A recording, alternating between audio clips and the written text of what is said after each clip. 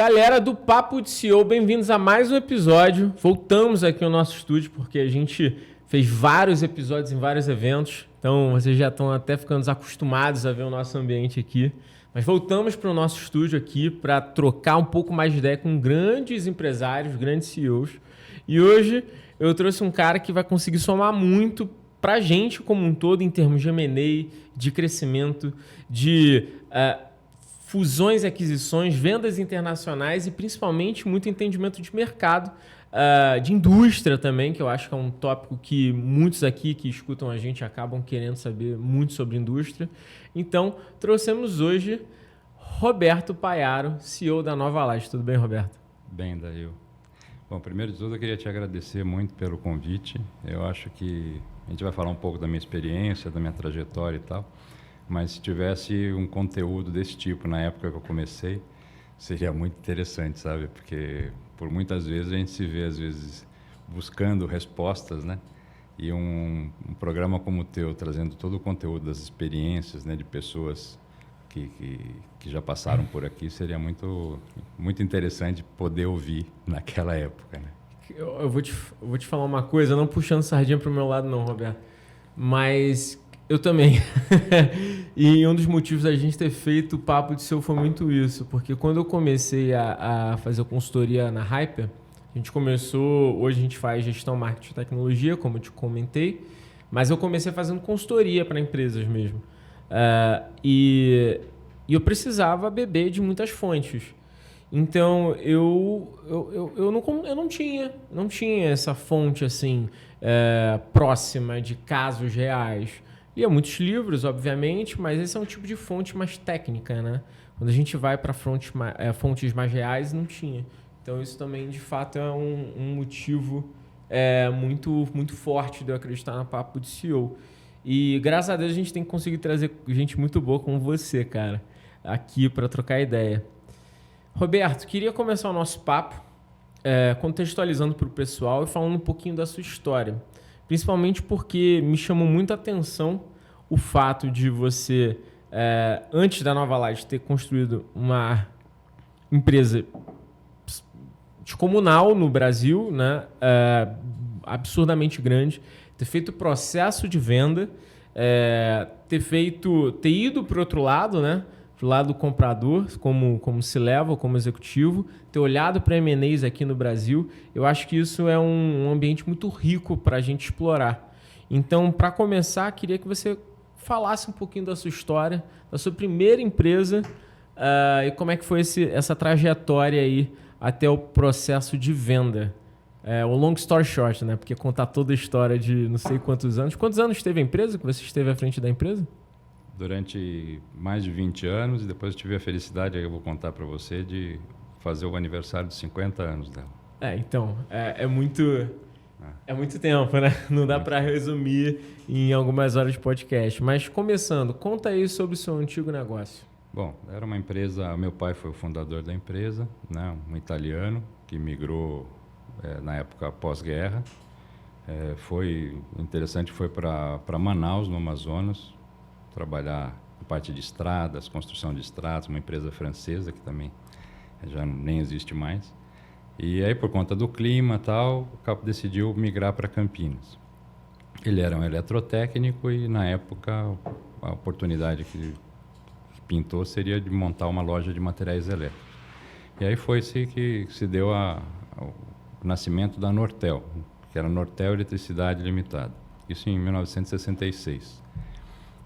Vou dar um salto enorme, porque ele teve uma vida bastante agitada, mas faleceu muito cedo, com 47 anos. Bem cedo. Na ocasião, eu tinha de 15 para 16, e eu estava inclusive já entrando na faculdade. Naquela época a gente conseguia fazer as coisas um pouco mais cedo, né? Tal. E nessa fatalidade eu acabei indo trabalhar no ramo de materiais elétricos, né? Em distribuição, basicamente. Passaram-se alguns anos, ele era sócio do meu tio, né? Na verdade, eram dois irmãos italianos que fundaram a empresa. Eu acabei me desentendendo com meu tio, isso com 21 anos. Aí separamos a sociedade, eu acabei ficando com a Nortel e o CNPJ, né? E daí começou a a trajetória de trabalhar sozinho, basicamente, né? Depois vieram meus irmãos, mas eu sempre dirigi a empresa. E com 21 anos, qual era o tamanho da Nortel? Quantos colaboradores? Seria alguma coisa em torno de 70, 80 colaboradores. A gente começou no B2C, era muito varejo, balcão e tal. Uhum. E aí, dessa época que eu assumi para frente, a gente começou a trabalhar mais voltado para a indústria. E aí, o nosso cliente se transformou basicamente as grandes construtoras, as indústrias e assim. E no momento da venda, quantos colaboradores tinham? Qual era o tamanho da empresa? Perto de 1.000. Perto de 1.000. Ou seja, um salto bastante grande. 10 vezes mais, né? Você transformou a empresa numa potência, né? Sim. Mas vamos continuar nesse papo. E aí você assumiu lá o negócio e o negócio veio com alguns presentes, né? Que você comentou. Pois é, eu tive uma experiência interessante. Aliás, tem muitas, né? E às vezes as piores são as melhores no final, né? Sim. Aconteceu nessa separação eu ficar com o CNPJ, né? E com o nome da empresa, ou com a parte fiscal da empresa. Passaram-se 6 meses dessa separação, veio uma fiscalização terrível de ICMS na época. Eu ali bastante imaturo ainda, né, com 21 anos, pegamos uma multa que na época, eu te falei, né, que eu dolarizava tudo, porque foram tantas trocas de moeda, tantos zeros cortados e tal, então desde o começo, desde sempre, a gente dolarizou tudo, preços, faturamento, então a minha lembrança vai sempre dolarizada, né? E eu comecei a vida com uma dívida aí perto de $1 milhão na ocasião. Caraca. Então você imagina, começar a vida quebrado, né? Quebrado. Não preciso te dizer as dificuldades de você começar, né, nessa fase, né, épocas aí de 1986, né, e tentando as defesas da parte fiscal, né? Pagando algumas dívidas, parcelando, etc. E aí fomos até a gente conseguir restabelecer o comando e a saúde financeira da empresa propriamente, né? Então foi uma fase bastante difícil. Imagino. Isso é um ponto legal, porque muita gente às vezes se assusta com um tombo, né? Quer dizer, você no início da sua trajetória, você já tomou um baita de um tombo, né? Que é assumir uma empresa, não era pequenininha, mas era uma empresa pequena, e logo de cara recebeu uma dívida de $1 milhão. Para então conseguir aos poucos ganhar isso. Você viu nesse momento uma necessidade muito de entender um pouco como o governo funciona? Porque eu acho que para o teu setor, principalmente distribuição, e aí depois a gente pode até falar sobre indústria, eu acho que entender de setor governamental e tributos acaba sendo um diferencial para o empresário dar certo no Brasil, né? Dario, eu te digo que nessa ocasião a gente acabou contratando um consultor, né? Na época não tinha empresa, nem tinha recursos para pagar uma empresa de consultoria, então contratamos o consultor. Um senhor que me ajudou bastante, dizendo determinadas verdades que ficaram para o resto da minha vida. Uma delas foi, olha, a contabilidade é uma coisa que você tem que fazer, quer queira, quer não.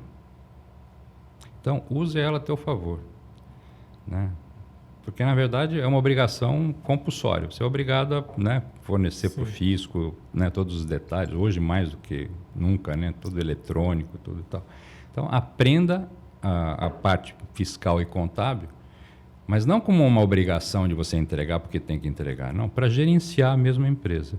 Foi aí que eu comecei a entender toda a parte, porque a contabilidade é uma linguagem, né? Você entende, você lê um balanço, por mais que tenha coisas estranhas no balanço, você tem uma visão bastante clara, né? Até depois a gente pode abordar esse tema, mas muito do que acontece hoje, né? Não sabiam. Olha, cara, se a gente for entrar em detalhes, não dá para esconder muita coisa quando você sabe ler um bom balanço, né? Ler de forma transparente um balanço. Então, eu aprendi muito com isso, sabe? Usar as regras contábeis e fiscais para isso. Falando da parte tributária, depois a gente pode falar, né? Como eu te disse, nós abrimos várias filiais depois, né? No crescimento e tudo mais. A empresa chegou a ter filiais em 17 estados. Você imagina um imbróglio tributário que a gente teve que lidar. Então, Nós vivemos toda a parte de criação de STs, de mudanças tributárias, Caramba. de PIS, COFINS, incremento de PIS, COFINS sobre base de CM, etc. e tal, que a gente podia falar. Substituição tributária. Substituição tributária foi um negócio, sabe, assim, muito marcante para mim, porque eu tive que realmente mergulhar no tema, mas também foi uma coisa que nos fez aumentar muito a nossa competitividade, porque uma vez que você entende de fato, chega a ser barreira para alguns competidores e uma vantagem competitiva para você. Então, e longe de elogiar esse caos tributário nosso. Mas, de fato, dentro das adversidades, das dificuldades, você cria mecanismos para você sair melhor, né? Então, quando tem muitas barreiras, aquele que sabe dominá-las de melhor forma, sai de alguma forma privilegiado ou mais competitivo, né? Então, eu tive que realmente me aprofundar. Não vou dizer, hoje eu estou um pouco mais desatualizado, mas na época eu debatia a parte tributária com especialistas, viu? Por força do meu trabalho, né? Por força da gestão do negócio. Interessante. Eu acho que isso acaba sendo um ponto realmente reforçando um ponto realmente muito importante para quem trabalha com distribuição e produto de uma forma geral. Sim. Obviamente, né, você tem ajuda de consultores, tem ajuda como a Hyper, que cá vos fala, mas eu acho que você não pode terceirizar isso 100%, né? Você tem que ter noções. Eu acho que o CEO de hoje, ele precisa ter esses atributos, ainda que minimamente, para ele poder, de fato, direcionar ou argumentar ou fazer as perguntas certas, né? Você tem toda a razão. Isso, na área nossa, era distribuição. Então, era logística pura, como é ainda hoje, né? Distribuição é logística. Sim. Só que a logística no Brasil enfrenta situações de, né, a menor distância entre dois pontos normalmente não é uma reta, né? Falando tributariamente, né? Sim. Então, a cada novo incremento fiscal que tinha em algum estado e tudo mais tal, você tinha que julgar, e aí como CEO você tem que julgar a melhor estratégia de montar um centro de distribuição, de gerar uma rota de entrega de produtos mais competitiva, entre aspas, por conta da economia dos tributos. Então, é o que você disse, você não precisa ser um exímio especialista, né, da área, mas você tem que ter um conhecimento geral, pelo menos, para debater, não é? E aí trazer o teu corpo técnico para discutir, mas com um debate num nível um pouco mais acima do que seria o normal, né? E imagino que dentro da Nortel, nesse interim, você teve que aprender, pensando em distribuição, né? Aprender muito sobre aspectos fiscais e tributários. Total. Preço. Imagino que preço é diferencial competitivo para quem sabe fazer uma boa precificação dentro do mercado. Principalmente, não sei como é que era a dinâmica de margem, mas normalmente são margens sempre apertadas, né? Muito apertado, você ganha na escala, né, invariavelmente. Então, qualquer 1%, 0,5%, um trajeto, uma economia no frete, é tudo muito significativo nesse mercado. Tecnologia, tive que me dedicar muito. Nós desenvolvemos software. Em 86, a gente fez a primeira nota fiscal impressa. Caramba. Então, foi um negócio muito legal. O grande diferencial da Nortel sempre foi a parte tecnológica, desenvolvimento de software, né? Eu vejo, teve um dos teus podcasts, né, de falando de tecnologia direta, né, que você não tem como se livrar dela, né? Ela parte integrante, mas era um grande diferencial. Hoje já não é mais, né? Ou pelo menos não tanto em relação aos competidores, está todo mundo mais ou menos alinhado, né?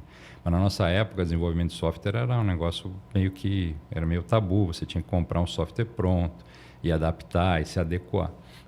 Eu acho que um dos temas muito importantes para nós, para ter o crescimento que nós tivemos, foi o desenvolvimento de software. Eu cheguei a ter 10 programadores, 2, 3 analistas, um chefe, um diretor de programação, entendeu? Para poder justamente lidar com todo esse imbróglio fiscal, a reposição, né, em filiais, reposição em depósitos, em CDs e tudo mais e tal. E você não fazia isso sem tecnologia. Então, nós desenvolvemos software todo, fora o atendimento ao cliente, né?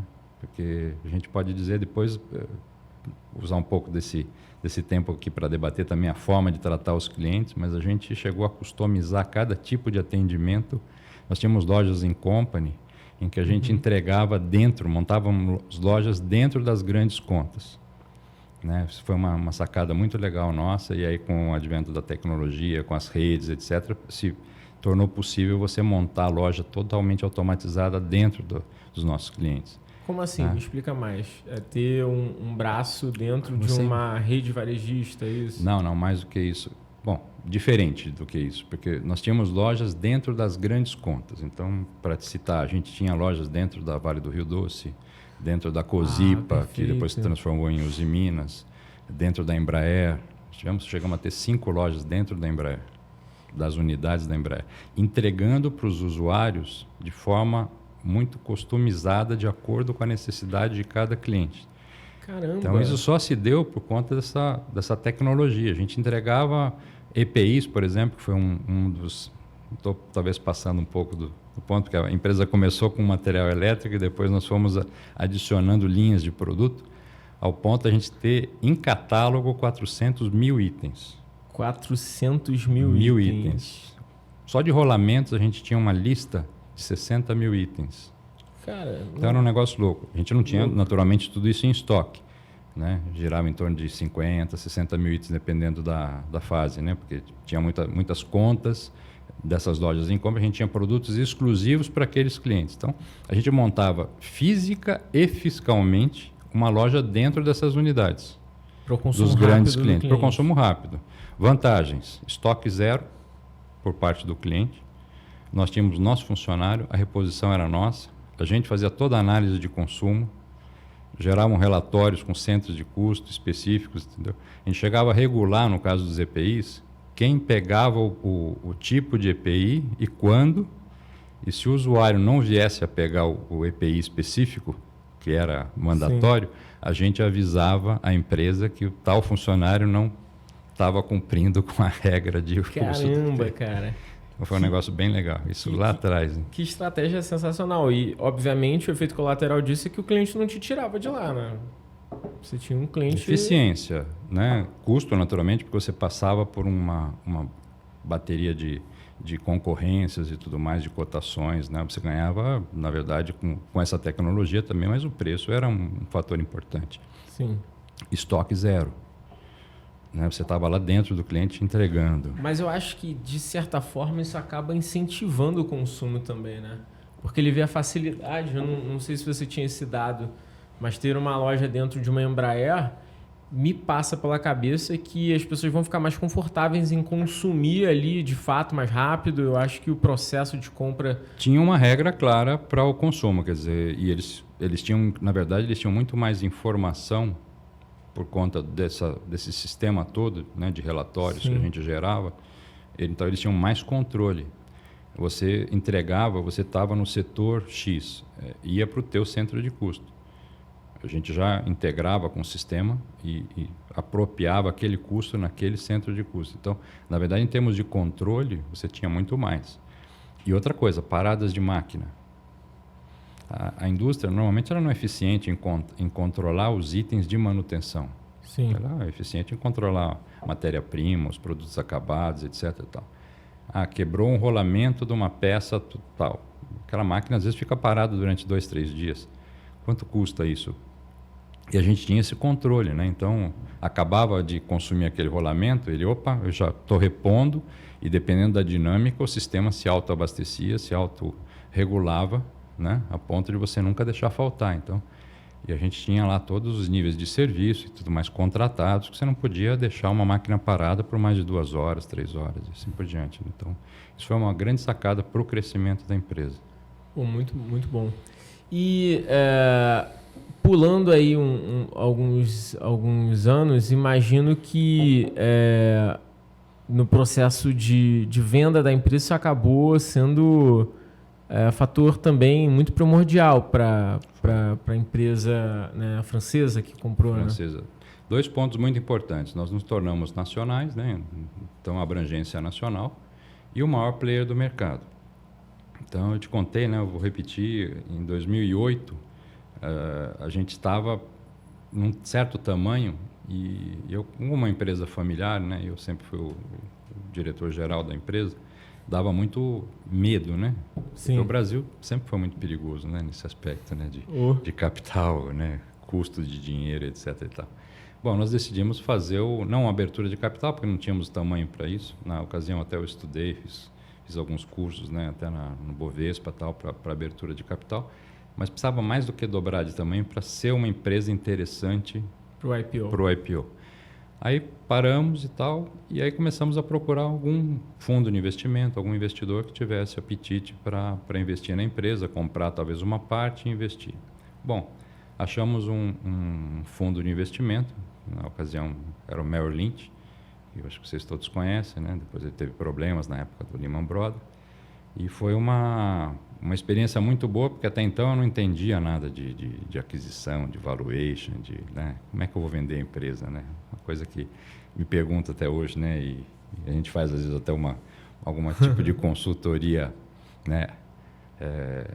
Gratuita e anônima, sabe? Que eu faço de vez em quando, porque eu acho que é muito interessante passar essa experiência que eu tive para alguns colegas, para pessoas que estão nessa fase também, né? De venda ou de investimento e tal. E aí a gente foi procurado pelo Merrill Lynch, fizemos todos os processos, a gente já era auditado, mas por empresas pequenas, então veio uma Ernst Young na ocasião para auditar e mais tal.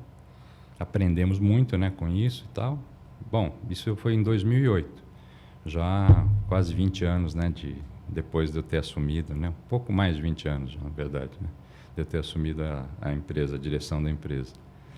E tudo certo, negócio praticamente sacramentado, contratos já sendo preparados e tal.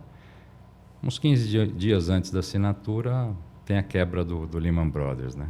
Caraca, isso, imagina. Me liga o executivo aqui do Merrill Lynch e falou: Roberto, não sei o que vai acontecer, não sei nem se eu vou ter emprego a semana que vem, que foi um caos, você se recorda, né?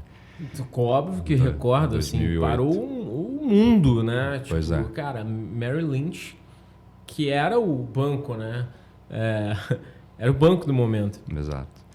E aí, no final, eles acabaram sendo adquiridos pelo Bank of America, senão possivelmente teriam quebrado a mesma trajetória do Lehman Brothers. Né? Eu acho que teve algum incentivo também do governo dos Estados Unidos, exatamente. Também rolou alguma coisa assim, mas o Bank of America que acabou resgatando, né? Bom, aquela história, né? A males que vem pro bem. A males que vem pro bem. E nesse momento a Nortel estava de que tamanho, mais ou menos, assim? A gente estava com uma faixa de, também, vamos falar em dólares, alguma coisa em torno de 200 milhões de dólares de faturamento. 200 milhões de dólares de faturamento. Era o maior player e deixa eu te citar que o nosso mercado ainda hoje é muito fragmentado. Então, embora a gente fosse o maior, eu acho que nós não tínhamos mais, na ocasião, mais do que 5% de market share. Caramba! Então, é muito fragmentado mesmo, sabe? Um pouco diferente do que acontece lá fora. Lá é bastante concentrado. Os países, tirando os Estados Unidos, que é um gigante, né? Sim. A Europa é muito concentrado. Participações é de 40%, 50% dos grandes players, sabe? De market share em cada país. Então é bastante concentrado. Bom, não deu certo. Veio a crise lá do subprime. Recorde de venda 2008. Uma queda, mas assim, vertiginosa de vendas em 2009. Um dos momentos bem difíceis que a gente passou na empresa, ali com 700, 800 funcionários na ocasião. Tivemos num dia, em fevereiro, tivemos uma demissão de mais de 150 funcionários, porque a gente não ia dar conta. Você imagina uma estrutura de distribuição, margens baixíssimas, volume lá embaixo e tal. Foi um momento bastante difícil. Mas você se lembra bem também que 2009 foi um ano de baixa, mas depois de uma certa recuperação. E 2010, o Brasil bombou, né? Bombou. Lula, 7 ponto alguma coisa por cento de crescimento do PIB, etc. e tal. Revistinha com Cristo decolando, acho que foi esse ano. Foi exatamente esse ano. Bombando. A gente não só retomamos o faturamento de 2008, como crescemos mais, acho que na época, perto de 10% a 15% em relação a 2008. Caramba. Então recuperamos tudo. Me liga o antigo diretor do Merrill Lynch. Disse: Roberto, você se interessa ainda em vender? Eu falei: cara, você imagina, depois desse baque, empresa familiar, você está no auge, de um ano para o outro, você quebra quase 50% do teu faturamento. Eu falei: para ontem, né? Para ontem. Vamos lá, porque eu não quero correr esse risco de novo e tal. Sim. E legal, o próprio grupo em que o Merrill Lynch era sócio se interessou em voltar para o Brasil, na ocasião. A empresa chama Rexel. Na ocasião, era o maior player mundial na distribuição de produtos elétricos, de materiais para manutenção elétrica. Vieram, a gente já tinha adquirido aquela experiência de levantamentos, de auditoria, etc. Mantivemos as auditorias, então a empresa auditada, o que facilitou muito e tal. E na ocasião, o que eles queriam? Queriam o maior player do mercado para entrar de novo no jogo por cima, né? E fizemos a negociação de uma forma assim até bastante rápida, porque estava tudo auditado, a empresa estava muito bem preparada para isso. Eu já tinha esse conhecimento, tinha adquirido esse conhecimento da parte de M&A, né? Então foi muito legal. E a ocasião eles queriam que a gente ficasse para crescer mais, porque como eu te disse, 5% de participação de mercado, eles estão acostumados com 40%, 50%, falou, vamos comprar a empresa, vamos consolidar esse mercado que o diretor mundial, o CEO mundial me dizia, isso aconteceu na França há 20 anos atrás, nós vamos repetir no Brasil. Vamos concentrar mercado, né? Vamos comprar mais empresas e tal, que é basicamente a receita aí dessas grandes corporações. Né? Legal. Me deram meio carta branca para comprar mais empresas. E eu fui compramos mais 2 empresas. Né? Mas nesse interim, quando você foi vender para Excel, foi mais fácil porque você já tinha toda a diligência e nesse momento você estava ali mais ou menos faturando uns 200 e pouco milhões de dólares. Exatamente, recuperamos e 1.000 colaboradores. 1.000 colaboradores. Imagino que dentro desse setor, eu não sei se tem outro case similar assim, alguma coisa nesse sentido. No nosso setor, depois tiveram outras ocasiões que teve essas compras e tudo mais. Mas até aquele momento... Não. Nada parecido. Legal. Aí compramos mais 2 empresas que basicamente fizeram a gente dobrar de tamanho. Bom, aí você foi para Excel, né? Fez a venda, virou... Fiquei como CEO aqui no Brasil e com o mandato de compra de empresas. Então, eu ofereci as empresas, logicamente tinha toda uma discussão com os meus chefes lá na França, né? E a gente optou por comprar 2 empresas. Uma muito parecida com a Nortel, sabe? Está brigando, um pouco complementar em região, mas não em tipo de cliente, vamos dizer. Cliente industrial puro, etc. e tal. E uma outra mais voltada para o B2C, mais varejo de instalação, que a gente separa, né? Porque tem o eletricista, né? O eletricista o que é? Né? Ele é varejo, né? Mas ele é um profissional que te adquire produto para instalação. Na França é muito voltado para isso. Raramente você compra um produto para ser instalado. O teu eletricista compra, instala e te cobra o produto instalado. Então, é um pouco diferente da gente. E eles tinham essa não ambição, mas essa ideia de trazer isso para o Brasil. Falaram, vamos profissionalizar, o mercado vai ficar mais profissional. Na parte da instalação, os eletricistas vão ser os nossos grandes clientes. Né? E assim nós fizemos. Compramos uma outra empresa mais voltada para o B2C. Né? E começamos a integrar. Subitamente, acabou o apetite deles, né? Até por problemas também que tiveram na Europa, na ocasião, 2012, 2013. Eles eram listados lá também. Eram listados e acabou o apetite de compra. Na Bolsa da França. Na Bolsa Francesa, exatamente. Boa. E aí eu acabei saindo da empresa. Acabou meu mandato, né? Tinha todos os compliance, os tempos de não compete, etc. e tal. E beleza, saí da empresa e me afastei. Aí comprei a indústria Nova Light que eu te citei, né? Cara, e aí... Eu me meti em outro ramo de iluminação, que eu já vendia, Sim. mas em fabricação, que é outra pegada totalmente diferente da nossa, né? E aí você se viu no momento, Roberto, onde você vendeu uma empresa... Eu não sei se o valuation vendido foi aberto, você pode abrir pra gente de quanto Na vendeu? ocasião a gente vendeu muito bem, porque a gente era um estratégico, né? Nós vendemos na faixa de 9, o multiplicador de 9. 9 vezes, Para uma distribuição é bastante, né? Então isso deu quanto no final ali? Deu 18 bi, é isso? Não. Não, nós éramos uma empresa... 18 bilhões de dólares, de euros que eu te falei, era a empresa... Peraí, acho que nós estamos... O que você quer me perguntar? Quanto foi o valor de venda que você falou? Foi 9 vezes? 9 vezes o multiplicador do resultado, né? Do resultado, de EBIT, né? Entendi. Tá, perfeito. Então, foi 9 vezes o resultado. Que na época era um valor bastante elevado para uma empresa de distribuição, né? Porque tirando a liderança de mercado, você não tem nada muito especial, né? Para uma empresa de distribuição, É diferente de ter uma indústria que tem patentes, então você sabe que o multiplicador, no caso, normalmente é bem menor, né? Não, bem menor. Na parte de distribuição você não consegue Exatamente. chegar a 9 vezes. 9 vezes. E aí você vendeu esse business, realizou o que muitos empresários É o sonho, né? sonham, né, cara? Que é a famosa venda da empresa, realizar, né, o ativo que é até então ilíquido, né, para muitos.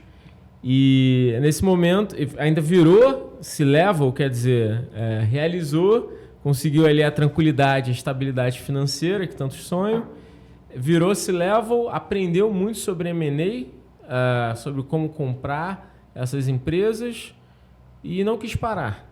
Achei que ia parar em uma semana. Uma semana depois desse meu desligamento, eu estava na Itália procurando alguma representação de produtos ou coisa do tipo. Nem os 6 meses ou o ano sabático eu não fiz. Cara, nem isso, cara. Isso para quem está nos ouvindo, eu diria que não façam isso que eu fiz, porque pelo menos uns 6 meses deveria ter se dado, sabe, o direito de repensar a vida. Mas é um negócio curioso, né? É um desejo, acho que de muitos empresários que vão nos ouvir aqui e tal. E quando você chega lá, tem que estar preparado, porque às vezes não é bem o que você espera, sabe? Mas então, como assim não é o que você espera? Porque você cria sonhos na cabeça, né? Um dia, quando eu aposentar, um dia, quando eu vender a empresa, um dia. E só que esse dia chega e parece que não é aquilo que você estava imaginando, sabe? Uma coisa é você imaginar, outra coisa é quando você realiza, o dia seguinte é uma pegada diferente, sabe? Então, para mim foi uma coisa um pouco traumática, tanto que eu saí, minha esposa falou, onde você vai? Estou indo para a Itália com um amigo, ver representações, trazer produtos lá da Itália, sabe? Que eu já tinha um contato lá e tal, achei que era a época, produtos mais sofisticados, então, nicho de mercado e tal. Acabei trazendo, que essa é uma outra história, eu acabei montando uma outra empresa que meus filhos tocam hoje. Mas, ato contínuo, fui procurado pelo sócio da Nova Light, que era uma empresa italiana, na ocasião se chamava Fael Lucci, que era uma multinacional que veio, se estabeleceu aqui no Brasil, trazia um produto super sofisticado para a época, né? Eu me interessei, falei, vou comprar essa empresa aqui, vamos dar um gás nela e vamos fazer ela crescer, né? A empresa, sabe aquela história, né, que nós conversamos um pouco, a empresa parecia estar toda preparada para decolar. Base de mercado, base de clientes, né, um produto muito bom e tudo mais e tal. A decepção minha é que veio a tecnologia LED, né? Então, comprei uma empresa que não existe mais hoje. Eu tive que reformular ela do zero. Caraca. Isso para mim é uma das coisas que eu mais acho interessante a gente explorar, porque primeiro, não pensando na parte ruim, mas primeiro pensando na parte boa. Muitos empreendedores seriais, depois de venda de negócio, eles pensam em fazer do zero um novo business, fazer fundraising. Na verdade, eu acho que tem alguns tipos de perfis, não vou nem dizer dois, mas tem alguns tipos de perfis. A gente tem um empreendedor que ele conseguiu aprender como fazer fundraising, né? Fazer levantamento de capital e em determinado momento do negócio. Então, quando ele vende, ele monta outro negócio do zero, também indo para uma escala de fundraising. Tem outros empreendedores que entenderam o jogo da fusão e aquisição de negócios. E aí, quando você entende isso, você também começa a saber trabalhar mais o dinheiro dentro de ativos, né? E aí você não quer montar mais do zero, né? Você quer poupar anos de vida, né? E eu acho que essa é uma coisa legal de se abordar, do porquê você ter pensado em comprar a Nova Light, sendo que você tinha capital para montar uma indústria do zero. Daí eu diria, você tem bem mais novo que eu, mas tem muito mais experiência nessas novas tecnologias, nesses novos mercados do que eu. Na minha modesta experiência passada, o que tinha? Você tinha um negócio com uma base, né, de clientes. Você começar do zero era um negócio bastante difícil, né? Bastante complicado. Então, esse valuation que a gente costuma fazer nas aquisições, ela prevê justamente isso. Você pagar um valor antecipado de uma coisa que você vai conquistar daqui a 5, 6 anos. Então, se você é um investidor, você não tem tempo para esperar 4, 5 anos, né, para você realizar. Você pode até realizar. E detalhe, né, você ainda pode realizar. Ali você está comprando alguma coisa concreta. Então, O cara já tem aquele EBIT, né? Ele já tem a base de clientes, se ele tem bons produtos ou não, se é uma empresa bem administrada ou não, também é uma avaliação sua. Mas vamos dizer, você tem uma bela base para começar, né? E se você é um bom gestor, a melhor coisa que tem do mundo é comprar empresa com uma notoriedade muito grande e mal administrada. Você concorda? Porque você pega, você entra, coloca, dá um choque de gestão, melhora produto, melhora a dinâmica, a distribuição e tal. Você tem toda aquela base lá. E acontece, você vê empresas que são mal administradas, são compradas e né, você consegue dar aquela estilingada, né, que a gente chama. Hoje em dia, as startups basicamente são negócios que não existem. Né? Então, e muito perigosos, pode dar muito, muito certo. E mesmo as startups que são compradas, que eles já conseguiram avançar um tanto que o investidor não quer passar, né? Então, às vezes são curtos espaços de tempo, mas ele quer, o cara já está dando certo. Espera aí, porque se eu for tentar seguir e passar ele, pode ser que eu não consiga, né? Então, são ideias muito novas, né? Rápidas, que você tem que lançar e sair feito um louco para conquistar o mercado, porque às vezes é um ou dois que vão dominar esse mercado, né? Então, é um pouco diferente da minha época, mas de novo, uma empresa como notoriedade no mercado, mal administrada, é a melhor coisa que tem para comprar, né? Porque você poupa tempo, né? Mas era um pouco o caso da Novalight naquele momento? Era porque ela tinha um bom produto, tinha uma base de clientes boa, voltada para a indústria, né? Que é o mercado que eu conheço, né? Então, falei, poxa, aqui nós vamos dar uma dinamizada, vamos trazer novos produtos, produzir, porque era muito de importação também por conta da Feolute. Então, era uma oportunidade bastante interessante. E eu queria, de fato, fabricar. Eu não queria ficar na importação. Mas comprando produtos acabados e vendendo porque eu ficava na distribuição, não teria ficado na distribuição, montaria uma outra distribuidora, né? Então, eu queria fabricar, eu tinha um sonho de fabricação. O que é uma pegada totalmente diferente. Tivemos que nos reinventar, né? Processos e tudo mais. Tem um amigo que diz que precisa ter mais neurônios na indústria do que na distribuição. Perdoe os da distribuição, mas você tem os processos de distribuição com o custo de produzir, de desenvolver produto, de gerir matéria-prima, desenvolvimento, qualidade e tudo, né? Então, é um processo, uma pegada diferente.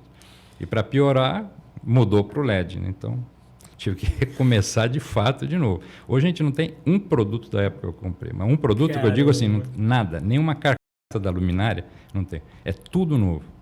Virou uma indústria eletrônica, né? Engraçado esse case, né? Porque se você olhasse para trás e visse que isso ia acontecer, você teria comprado a Novalight? Não. Não teria. Mas era uma coisa totalmente imponderável, né? Uma como. tecnologia nova. Hoje nós estamos conversando sobre um determinado assunto, amanhã vem uma nova descoberta, vira tudo. Então, por isso o mundo está cada vez mais perigoso na área do business, né? Porque as variáveis são muito mais, vamos dizer, frequentemente mudadas, né? As variáveis variam muito.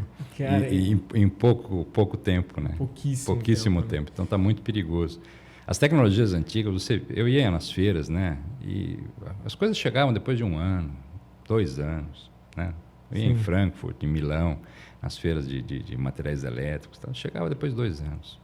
Então, você conseguia fazer uma previsão, falar, esse produto aqui vai parar de vender, porque daqui a 2 anos vem um produto que eu vi lá na Europa e tal. Hoje, como é que você faz isso? Não tem. O LED, a cada 3, 4 meses, a gente troca o tipo do LED.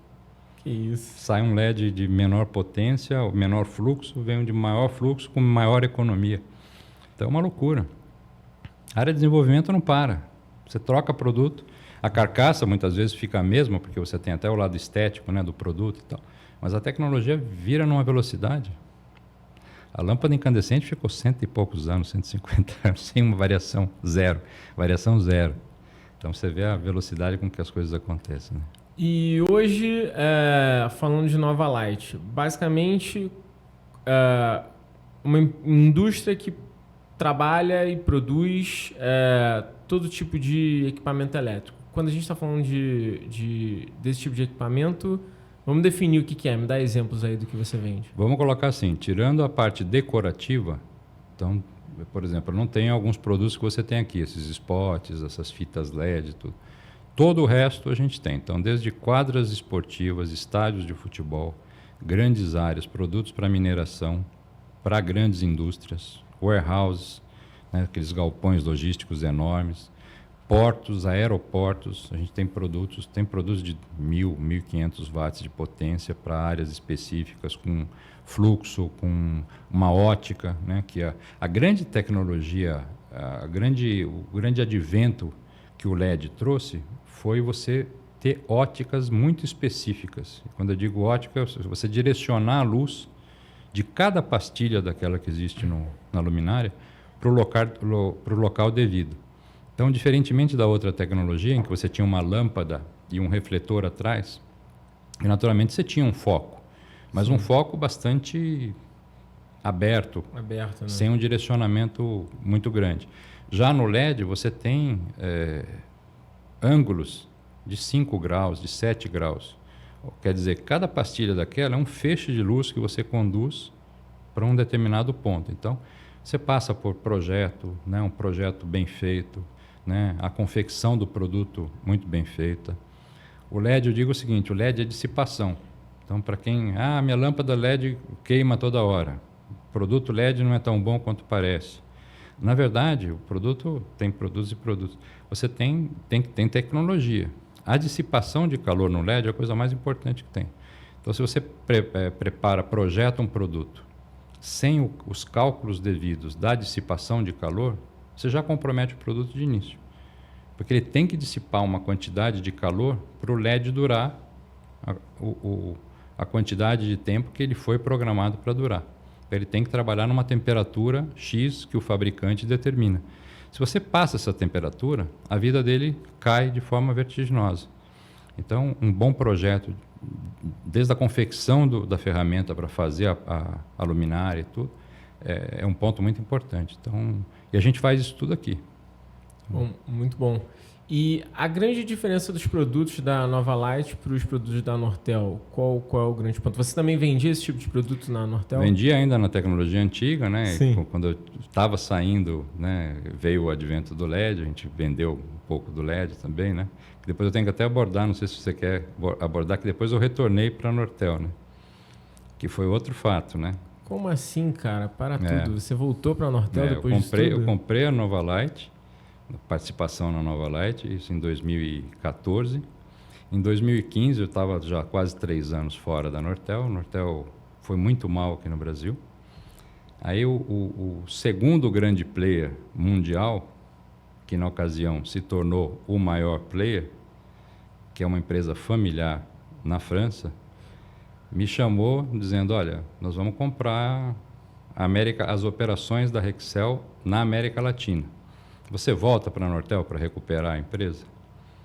Ele me deu um desafio, eu voltei para a Nortel, por isso que eu te falei que eu passei os 50 anos, a data de aniversário de 50 anos, eu passei nesse meu retorno. Então foi uma experiência maravilhosa. Caraca, Roberto, mas é muitas idas e vindas, assim. Imagino o tamanho de conhecimento de mercado que você tem em termos de elétrica, iluminação, de uma forma geral do Brasil, cara. É muito grande. Foi uma experiência maravilhosa. Voltar para a empresa, recuperar a empresa, fazer o turnaround na empresa durante esses 2 anos. Aí foi em 2016 que eles compraram e passou pelo CAD e tal. 2015, na verdade.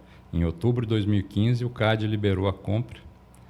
E aí eu passei 2016, 2017 como CEO da companhia de novo, reestruturando, fazendo a empresa... um turnaround total. A empresa perdia dinheiro assim que nem água.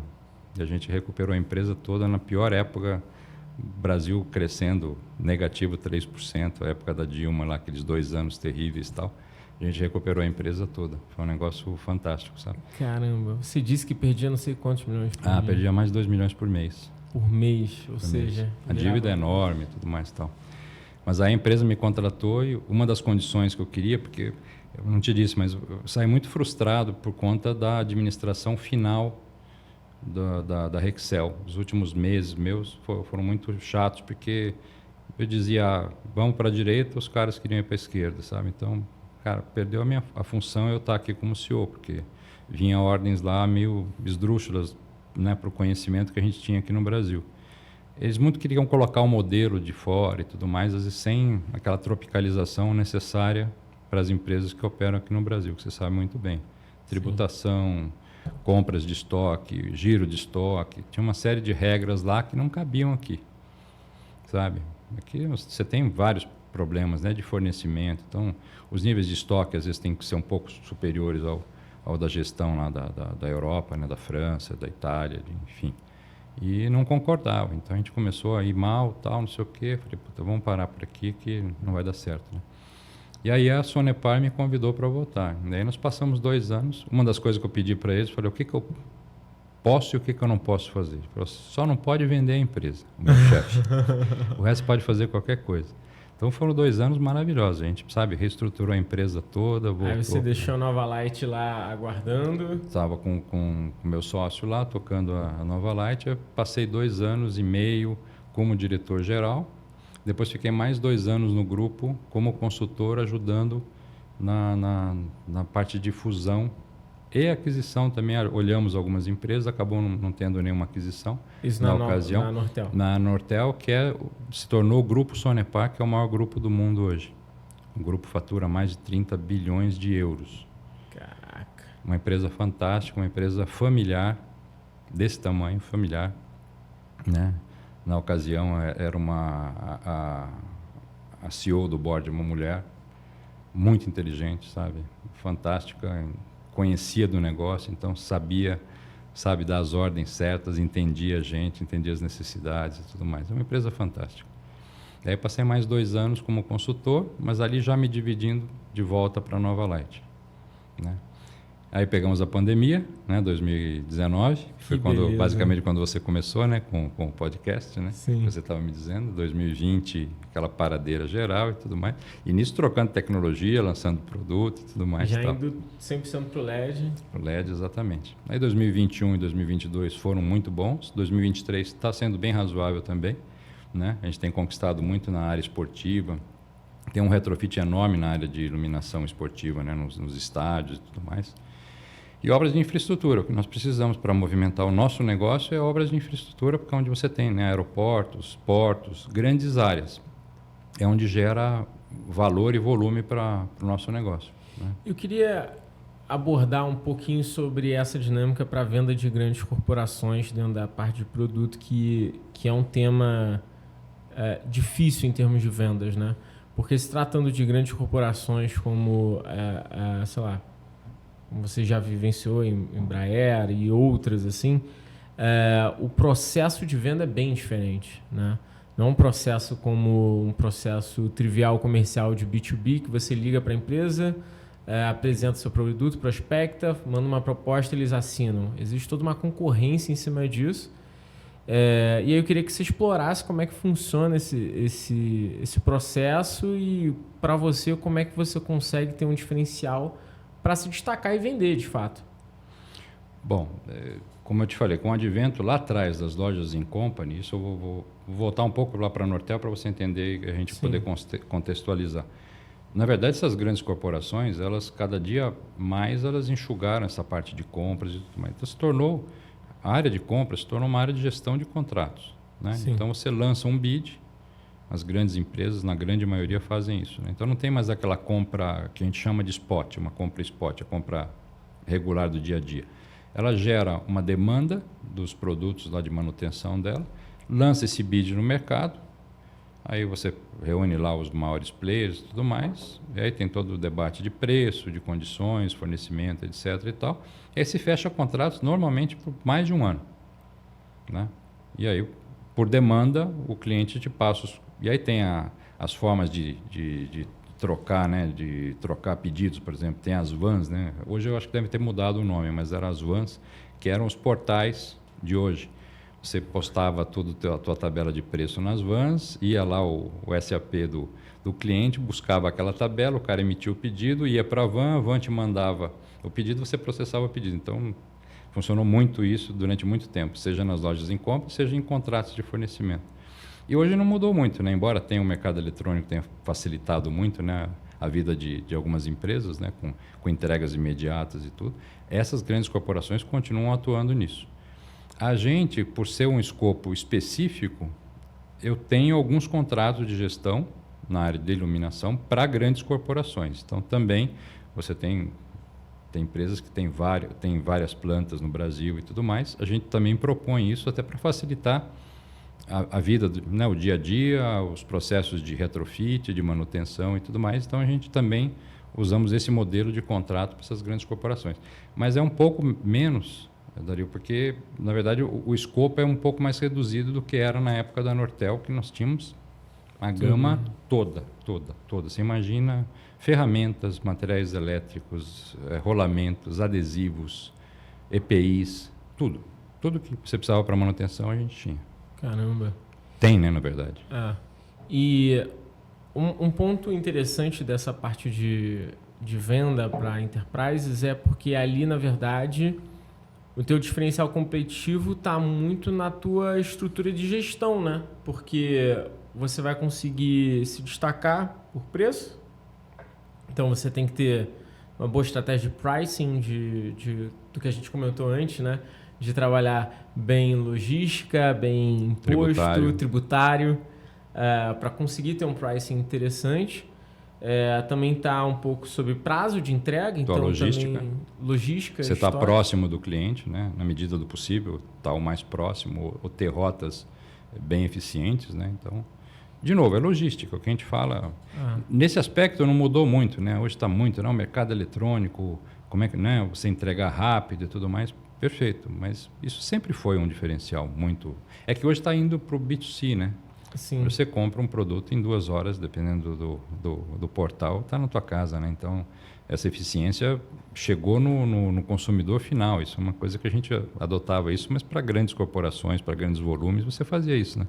Hoje você compra a pilha e o cara te entrega depois de um dia, ou se bobear até no mesmo dia, né?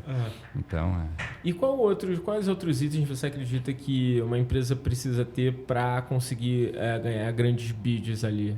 A gente falou de preço, obviamente, falamos de ter entrega próxima, porque o cara quer, enfim, resolver a vida dele de uma forma rápida.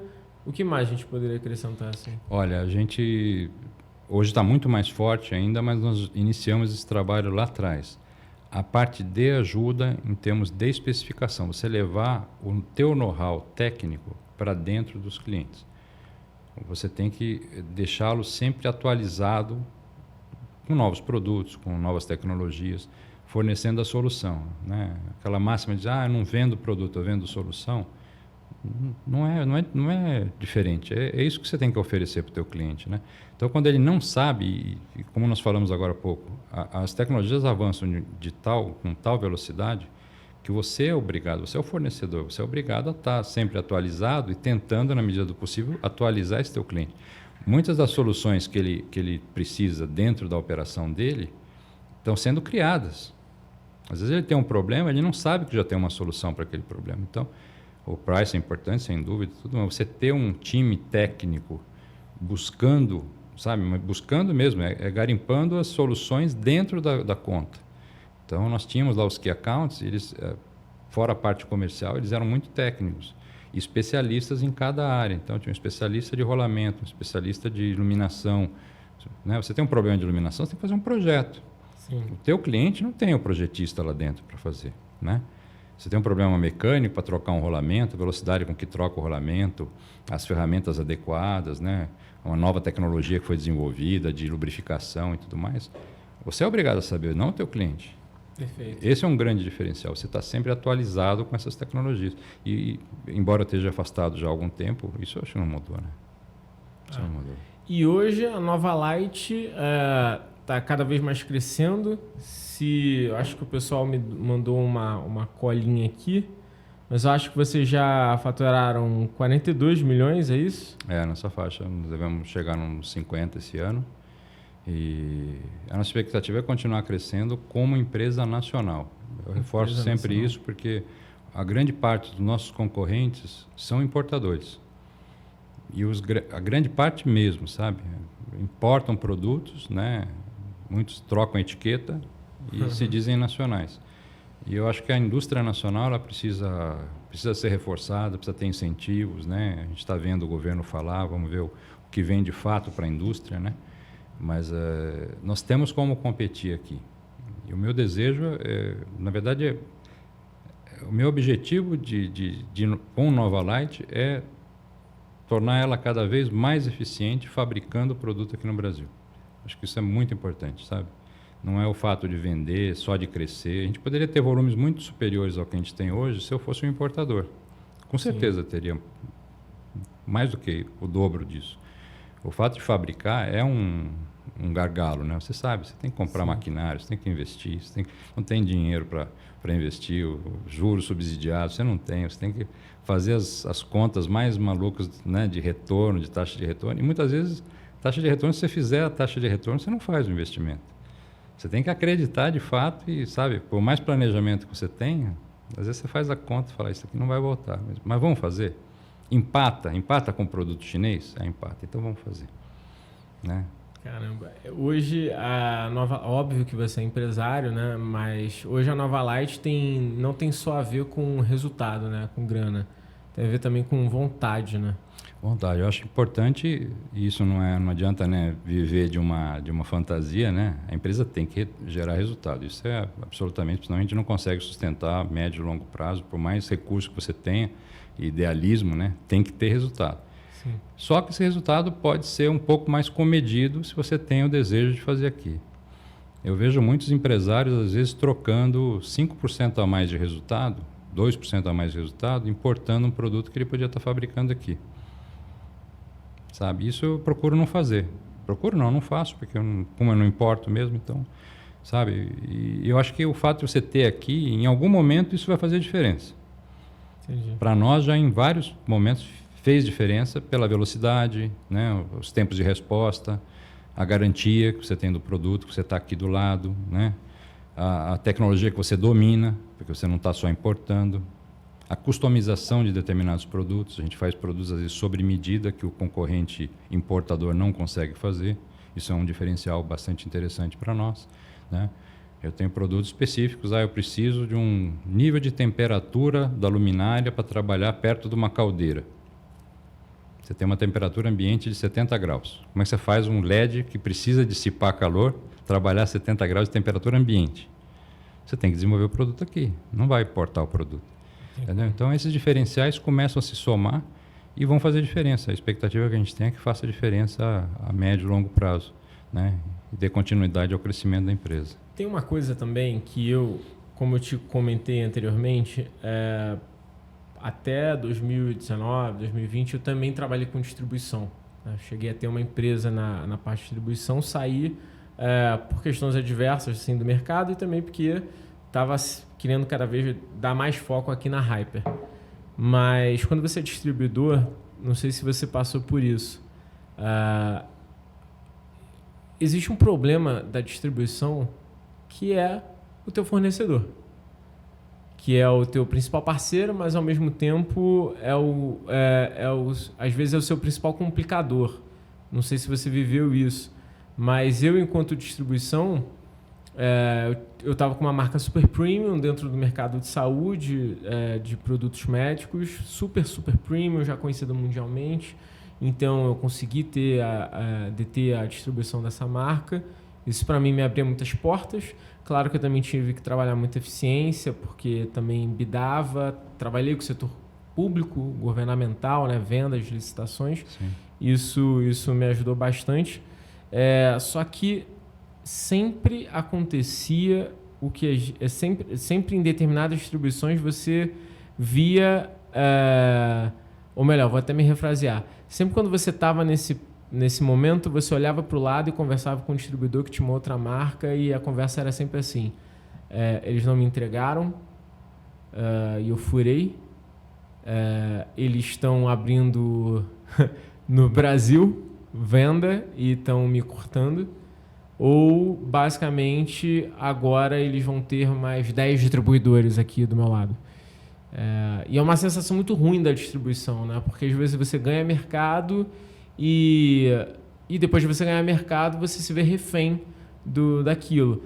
É claro que, dependendo da distribuição, você toma uma proporção tão grande que o fornecedor lá fora entende que, cara, não faz sentido. O único caminho dele é te comprar ou deixar você continuar atuando, porque ele não vai ter mais essa capilaridade, não tem como ele brigar mais com você. Mas para os distribuidores que são menores, essa é uma verdade, né? E muitos desses meus amigos distribuidores que deram muito certo, tem até o Fernando, que é da Gabi Média, ele também distribuía e ele em determinado momento chegou e falou: eu não vou mais distribuir, vou montar a indústria. E todo mundo falou: Fernando, você é louco, cara, você tem aqui as melhores marcas, tipo, você vende que nem água, você não tem problema. Ele falou: cara, mas eu não consigo mais manter, não consigo mais por N motivos. E ele, de um dia para o outro, literalmente de um dia para o outro, claro que o processo de montar a indústria não foi de um dia para o outro, mas de um dia para o outro ele falou: não vou mais distribuir, vou fazer meu produto. Simples assim. E todo mundo falou: cara, você é louco. Ele: vou fazer isso. Cara, ele gastou muito dinheiro. Ele brigou com mundos e fundos. Assim, todo mundo chamava ele de louco. Em determinado momento, todo mundo bateu palma para ele.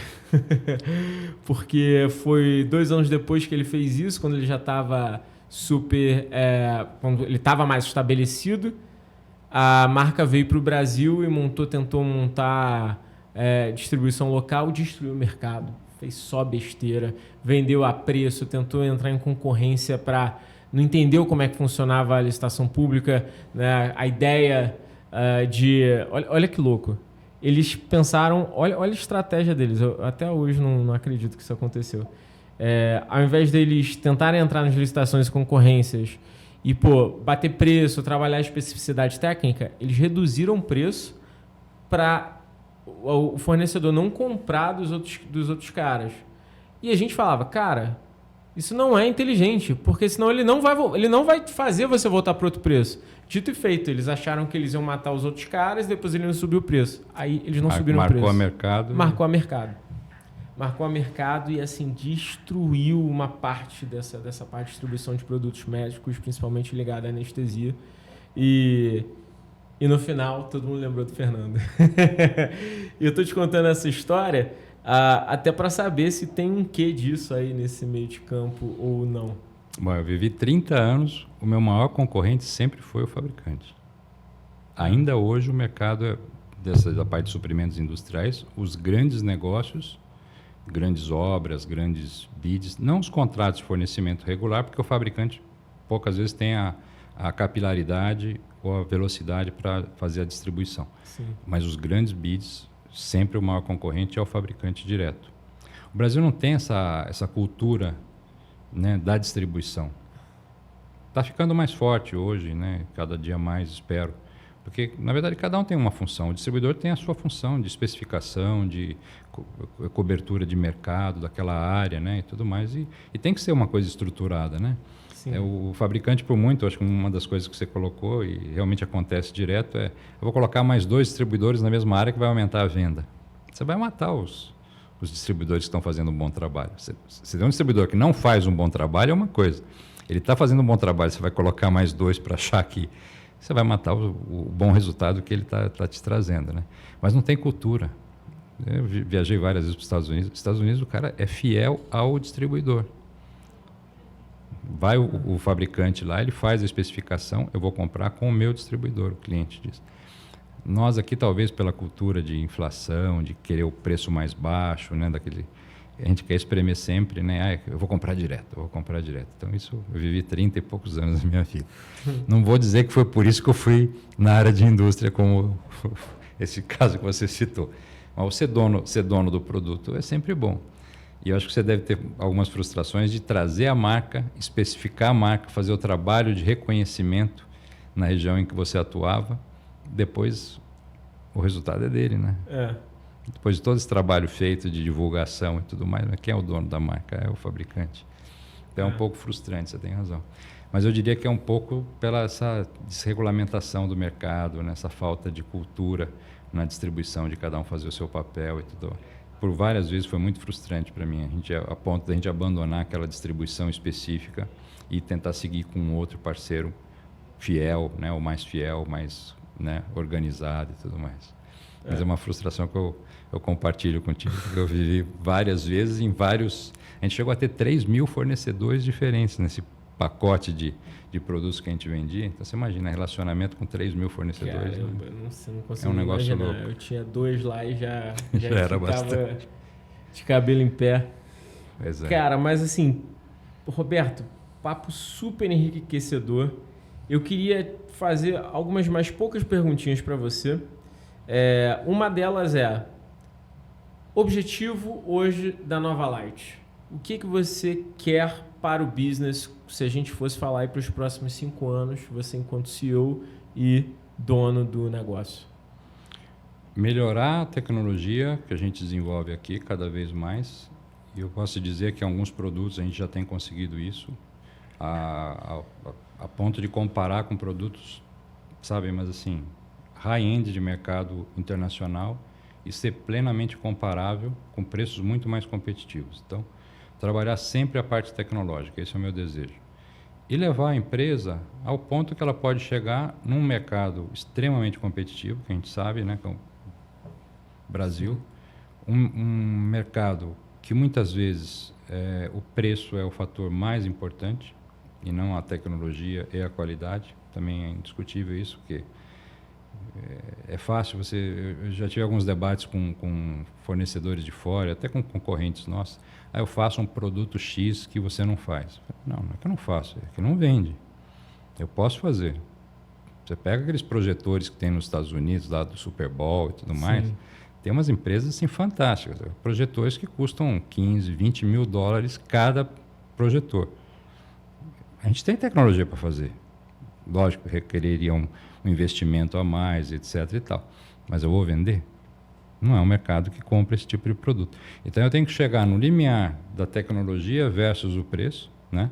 Mas fazer coisas boas mesmo, sabe? Nosso desejo é fazer produto top dentro dos limites, né, do Brasil. Assim. E, na medida do possível, também para os próximos anos, exportar no mínimo para a América Latina. No mínimo para a América Latina. Já estamos pensando nisso, já estamos começando a trabalhar produtos, especificações, normativas.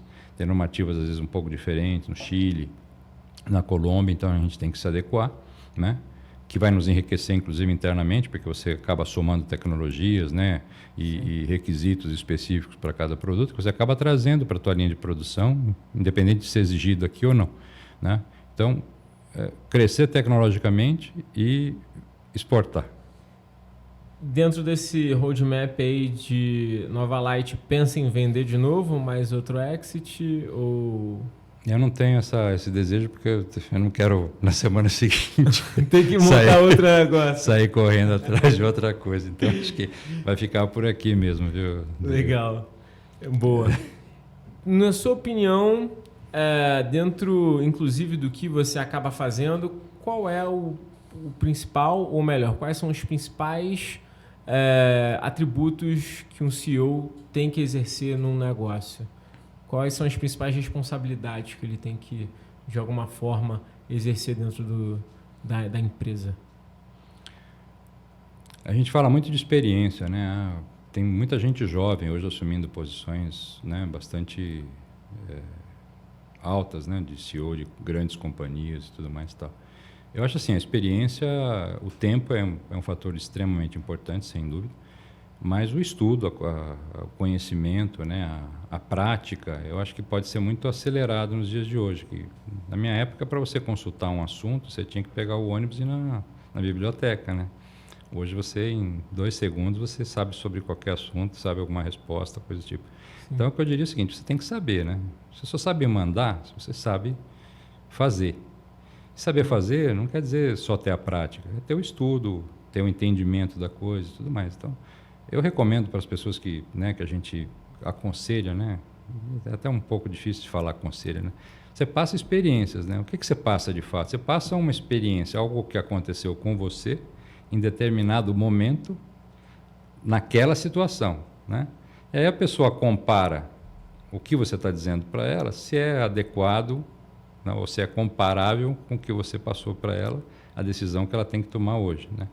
Então eu diria para todo mundo, para esses profissionais que querem exercer esse cargo de CEO, que não é fácil, né? É uma posição bastante solitária. Você, no final, você está sempre sozinho. Sim. Tem aquele staff todo para, né, para angariar os dados, para, né, puxar tudo, mas no final a decisão é sempre sua, né? Do que fazer. Vai para a direita, vai para a esquerda, investe, não investe. É pesado. É pesado, é bem pesado. Então, sabe, entrar no detalhe e estudar, né? E eu tenho, não é receio. Hoje em dia, essa dinâmica está numa velocidade que eu tenho... Assusta, né? Assusta. Eu tenho... Não dó, não é um sentimento de pena, mas é preocupante a pessoa que assume essa posição, o quanto ela tem que aprender, que tem que continuar atualizada e numa velocidade incrível. É um papel que é para poucos, né? Estamos no mesmo lado e eu não posso discordar. Eu falo muito que hoje o nosso papel consultivo nos negócios é conseguir ser esse ombro, porque, cara, para você conseguir espaço no mercado, ter diferencial competitivo, cara, é muito difícil.